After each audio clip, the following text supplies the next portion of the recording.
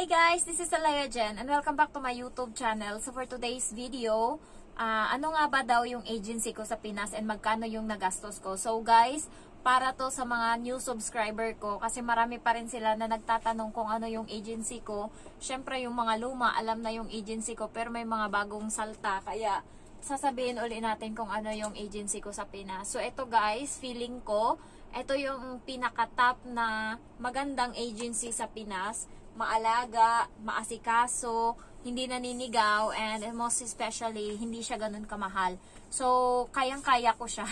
Kayang-kaya siya ng budget ko. So, ang agency ko is ilalagay ko na, i-edit ko na to. Light and Hope Employment Agency. So, located siya sa may harap ng US Embassy. So, alam nyo guys, pag galing kayong Ermita, Robinson's Ermita, alam nyo yung Robinson's Ermita. Kapag alam nyo yung Robinson's Ermita, magtatanong kayo doon kung saan. Daming tambay dyan sa labas, nagbebenta ng kung tusok-tusok, mga street food. Tanongin nyo sila kung saan banda yung US Embassy.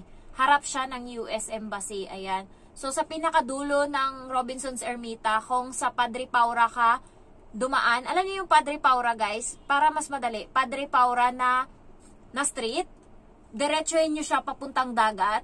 Pagdating dun sa pinakadulo ng dagat, pinakadulo, turn right kayo. Makikita nyo na dun yung Light and Hope na agency para mas hindi makakalito. Yung Padre Paura na street, iba yung Pedro Hill, di ba? Pedro Hill, dalawa kasi yung street na pwede kang dumaan para makapunta ka ng Robinson's Ermita.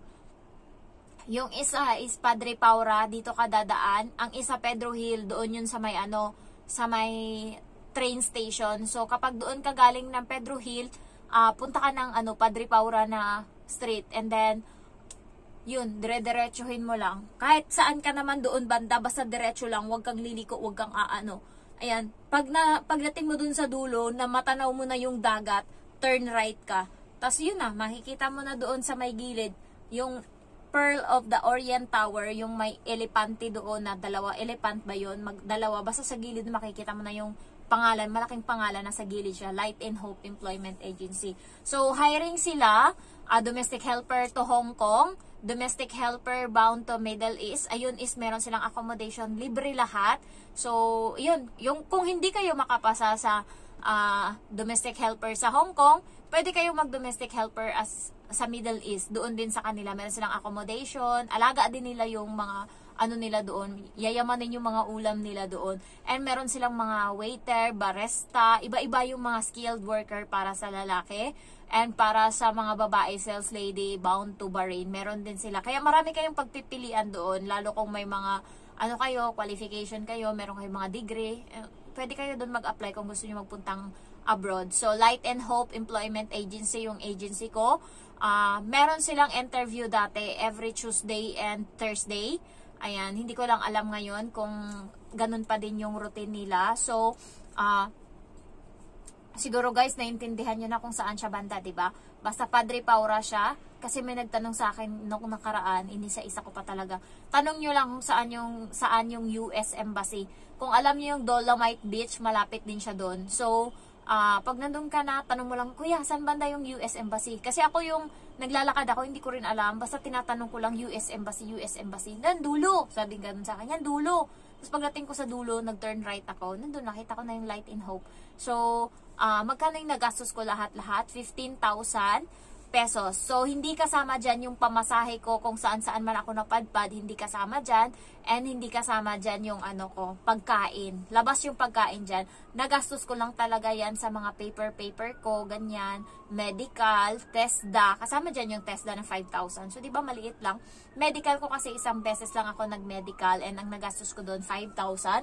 Kasi guys, mag-medical ka lang naman uli kung pagdating ng 3 months is hindi ka pa nakaalis ng Pinas. So, yun, mag-another medical ka kasi may expire na yung medical mo nun. Yun yung kaya nagdadalawang medical yung ibang mga nag-a-apply. Ayan. So, pero kapag wala pang 3 months na kalayas ka na, hindi ka na magme-medical nun. So, yun yung doon. Yun yung kagandahan. May ibang agency kasi na inuuna nilang pinapa-medical. Pag natanggap ka na sa agency na interview dito sa Hong Kong or yung tinatawag nilang brokers or principal interview, automatic pinapag-medical na nila agad yung mga aplikante para ma-sure kung merong sakit, merong ganyan. Kasi mamaya, kumuha na yan ng mga requirements, tas meron pala yung bukol sa dede, katulad sa akin, bukol sa ganto, ganyan. May mga sakit pala yan na may scratch yung baga. Kaya, pinapauna nilang medical para pag alam nilang fit to work na, yun, sinisimulan na nilang i-process yung paper mo dito sa Hong Kong. Sinisimulan ka na nilang i-offer, ay, ayan, maganda yan, ganyan, katulong na yan, kasi ganyan, ganyan. So, simula ka na nilang ibenta. Yan yung nangyari sa akin sa Jedigal na agency. Inuna akong ipa-medical. Buti nung time na yon, hindi talaga para sa akin. Nung time na yon, ang medical is 5,000. Pero pag nag-Singapore ka, ang medical mo is 2,500. So, yung pinili ko nung time na yon is Singapore.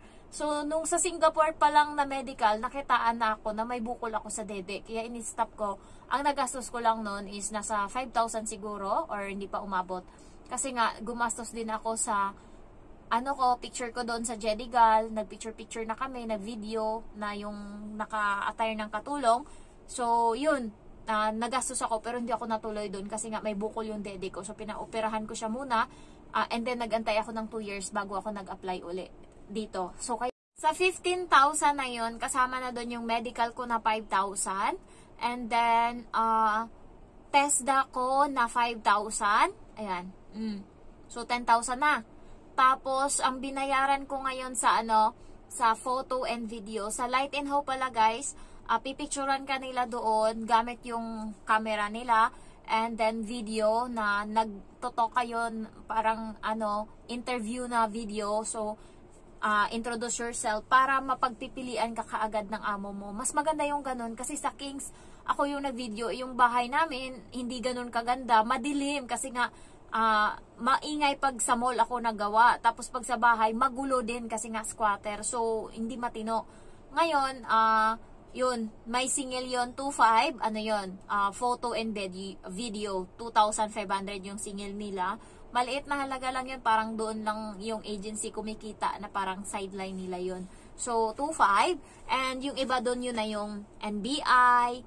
Tapos, PIOS, e-registration, yun na yung mga yun, mga konti-konti lang kasi ako lang yung gumawa ng PIOS ko, ng e-registration ko, tapos yung certificate of employment, ako lang gumawa nun.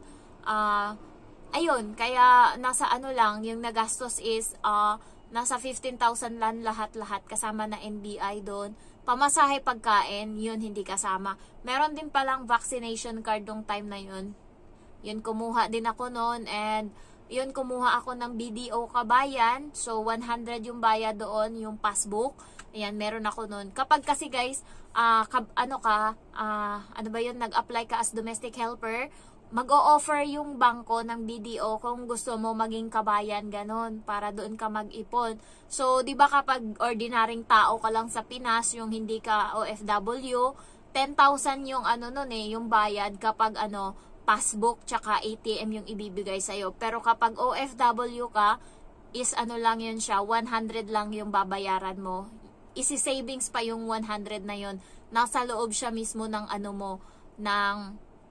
ng ATM mo, yung 100. So, kaya pabor sa akin, kumuha ako ng BDO Kabayan and meron din akong BDO na, aside from that, meron akong sarili kong ATM na BDO Unibank. So, dalawa yung ATM ko, tas isang passbook. So, yun yung kagandahan kapag OFW. Yun lang, kailangan mong lagyan.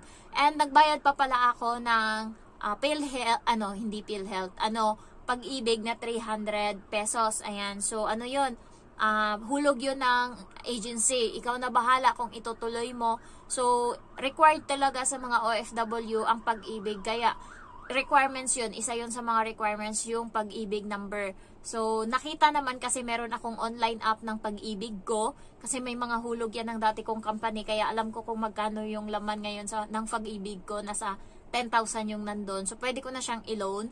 So, yung dati ko kasing company, bago pa ako mag-resign, is humuhulog-hulog pa kasi nagtatrabaho pa ako. Hanggang sa 15 days na lang, magpa-flight na ako dito sa Hong Kong, tsaka na ako nag-resign. Kaya may hulog pa yung Pag-ibig ko. And dinagdagan ng agency ng 300, nakita ko doon. Kaya total of 10,000 na yung Pag-ibig. Yung PhilHealth ko, wala. Tapos yung ko naman, may insurance ka naman sa amo mo dito. Tsaka, yun, sabi nga sa akin ng amo ko, kasi nga hindi pa ako nagkakasakit, sabi niya, nung nakaraan inuubo-ubo ako, gusto mo magpa-check up? Sabi niya ganun, bibigyan niya ako ng pera. So, buti na lang yung amo ko may consideration. Pero, awa ng Diyos, magto 2 years na ako, 1 year and 6 months, pero hindi pa ako napunta ng hospital para, magpa-check up or anong mangyari. Wala. Ubo lang yung meron ako, hindi pa ako nilagnat dito. Ubo sipon lang. And guys, tumataba ako kahit papano. Yung shirt ko na to, yung suot ko ngayon is sakto lang to sa akin dati. Pakita ko sa inyo. Sakto lang to siya sa akin dati. Ngayon, masikip na siya, oh. Yan, oh. Bumubukas na siya. Masikip na siya sa akin. O, diba? Ano lang yan, sekreto ko, kaya tumaba ako is, natutulog na ako ng sobra 5 hours. Dati kasi 4 hours lang yung tulog ko. And sa tanghali, tulog din ako ng 1 hour. Dati, 5 minutes or 10 minutes lang yung tulog ko sa tanghali. Kasi nga, puro cellphone pa ako. Pero ngayon, nagbago na. Pagkahiga ako sa kwarto ng nap time ko, alas 2 ng hapon. Pagkahiga ko dyan, plakda yan agad, tulog. Ayan. Tapos hindi na ako masyadong nagtatrabaho kayo ng malala. Dati, pag wala sila, kuskus pa din ako ng kuskus. Alam mo yung, ang pagpupunas ko ng mop, inaabot ako ng 1 oras mahigit. Masakit na yung gilid ko, kaya nung nakaraan payat na yung tiyan ko dahil doon. Ngayon hindi na ganon. And maraming beses, kumakain ako, gumagawa ako ng paraan para makakain ako ng tama. And kapag nakakaramdam ako ng gutom, kumakain ako ng biscuit or saging para kahit papaano malamanan yung tiyan ko. Kasi dito sa Hong Kong guys, walang matinong pagkain, sinasabi ko sa inyo. So, ayan, yung agency ko is Light in Hope. Meron pang ibang agency, yung King's Manpower, pero anuhin nyo dyan. Yun nga, tiyagaan nyo yung ugali dyan kasi malala yung ugali. May mga mental health issue ata yung mga dyan, employee. Malala sila, naninigaw sila guys. Parang ang liit-liit ng tingin nila sa mga applicant. Sa Light in Hope kasi, alaga ka dyan. Hindi ka makakarinig na naninigaw sila. Meron lang isang medyo maldita dyan, pero hindi naman malala. Si Ma'am Joy, pero hindi naman ganun kalala na ganyan. Makakausap po siya ng matino. Hindi katulad sa kanila na nambabara, naninigaw, yan. Light in Hope, maalaga. And then, isa pang agency, yung sa Maris, maganda din daw doon. Pero sa Kings, konti lang din yung ginagastos nila dyan kasi hindi sila nagpapasa ng photo and video. Pero ikaw lahat, ikaw rin maghanap kung saan medical ka magpa-medical.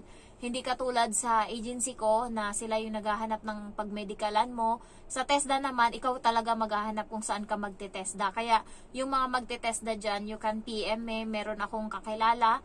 At tinutulungan ko lang din siya. Kaya nagte-thank you siya sa akin kasi yung mga subscriber ko doon sa kanya nag-i-inquire. So kahit papano siguro 200 siguro yung binibigay sa kanya dyan ng training center kapag nakapapunta siya doon ng tao na magte-training. Kaya nakakatuwa lang din na siya, medyo bakla-baklain siya pero mabait siya. Minessage niya ako nung pagkatapos kong makatapos ng doon, ng training. Sabi niya, ma'am, pwede mo ba akong i-refer sa mga kakilala mo or sa kasama mong applicant na yun, pag gusto nila mag-training sa akin mo sila i-refer. So, ang dami ko nang na-refer sa kanya. Nung una, hindi ako nagpapakilala, pero alam niya na isa ako sa tumutulong.